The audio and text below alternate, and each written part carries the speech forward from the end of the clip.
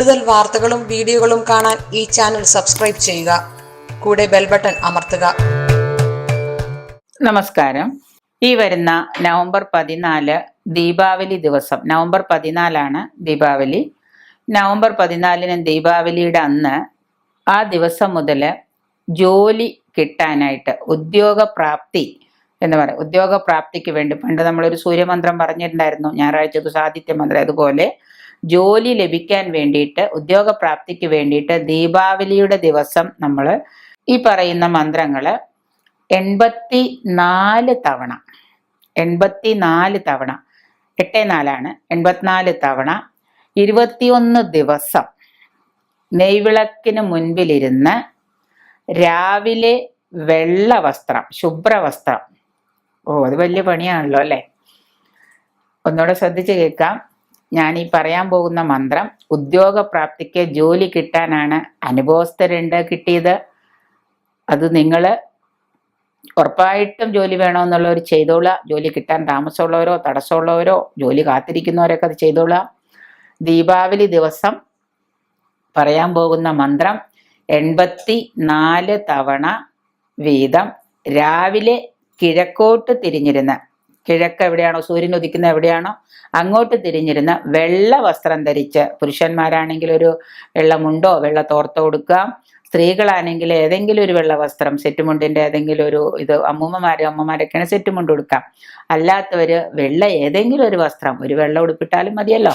ഏതെങ്കിലും യക്ഷികളുടെ പോലെ വെള്ള വസ്ത്രം ഒന്നും വേണമെന്നില്ല, ഫുള്ളും ഏതെങ്കിലും ഒരു വെള്ള വസ്ത്രം, ശുഭ്രവസ്ത്രം എന്നേ പറയുന്നുള്ളൂ. ശുഭ്രവസ്ത്രം ധരിച്ച് രാവിലെ കിഴക്കോട്ട് തിരിഞ്ഞിരിക്കുക. കിഴക്കോട്ട് തിരിഞ്ഞിരുന്ന് വൈകിട്ടാണെങ്കിൽ പടിഞ്ഞാട്ട് തിരിഞ്ഞിരിക്കുക. സൂര്യൻ അസ്തമിക്കുന്നിടത്തേക്ക് തിരിഞ്ഞിരിക്കുക.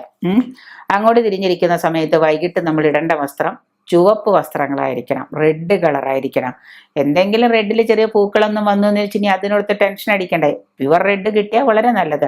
പുരുഷന്മാരാണെങ്കിൽ റെഡ് ഏതെങ്കിലും ഒരു മുണ്ടോ അല്ലെങ്കിൽ ഒരു കാവി മുണ്ട്, കുറച്ച് കളറുള്ള റെഡ് മുണ്ട് മേടിച്ചു കൊടുക്കുക. സ്ത്രീകളാണെങ്കിൽ, പെൺകുട്ടികളോ സ്ത്രീകളൊക്കെ ആണെങ്കിൽ റെഡ് കളറുള്ള ഏതെങ്കിലും ഒരു പ്ലെയിൻ റെഡുള്ള എന്തെങ്കിലും ഒരു ചുരിദാറോ അല്ലെങ്കിൽ ഏതെങ്കിലും ഒരു സാധനം എടുത്തിടുക. പെൺകുട്ടികൾക്ക് ലെഗിൻസ് ഒക്കെ കിട്ടില്ല റെഡ്, അതൊക്കെ ഇട്ടിട്ട് മേലെ ഏതെങ്കിലും നല്ല റെഡ് വസ്ത്രവും കൂടി എടുത്തിട്ടിട്ട് നമ്മൾ പടിഞ്ഞാട്ട് തിരിഞ്ഞിരുന്ന് ചുവപ്പ് വസ്ത്രവും ധരിച്ച് ഈ മന്ത്രം നിങ്ങൾ 21 ദിവസം, അതായത് 21 ദിവസമാണ് ഏത് മന്ത്രവും ശക്തി പ്രാപിക്കാൻ നമുക്ക് 21 ദിവസം വേണം. 21 ദിവസം 84 തവണ ജപിച്ചാല് തീർച്ചയായിട്ടും കർമ്മരംഗത്ത് പ്രശസ്തിയും വിജയവും നിങ്ങൾക്ക് സുനിശ്ചിതമായിട്ട് കിട്ടും. സംശയമില്ലാത്ത കാര്യമാണ്. ഇനി മന്ത്രം പറഞ്ഞുതരാം. ഓം നമോ നാരായണായ ശാശ്വതായ നിത്യായ യോഗാനന്ദായ പരമാത്മനെ ജ്ഞാനായ ഭൂമി പതയെ ലോകായേ അഗ്നയെ പഞ്ചാഗ്നി പതയെ വേദഗാത്രം സാമഘോഷായ ഗോപാല വല്ലഭായ ഗോപപതയെ രത്ന സിംഹാസനാശ്രയായ നമ. കിട്ടിയില്ല, ഒന്നുകൂടെ.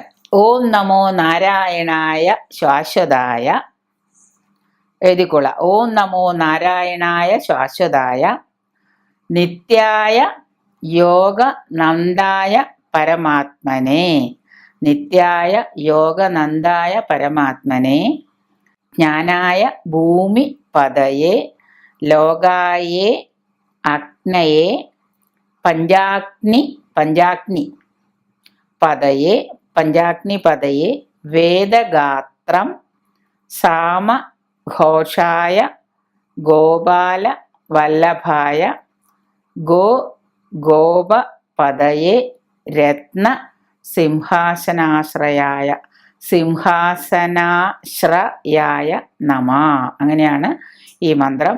ഈ മന്ത്രം 84 തവണ 21 ദിവസം രാവിലെ ശുഭ്രവസ്ത്രം ധരിച്ച് കിഴക്കോട്ട് തിരിഞ്ഞിരുന്ന് വൈകിട്ട് ചുവപ്പ് വസ്ത്രം ധരിച്ച് പടിഞ്ഞാട്ട് തിരിഞ്ഞിരുന്നും നിങ്ങൾ ഭയഭക്തിയോടെ ജപിക്കുക.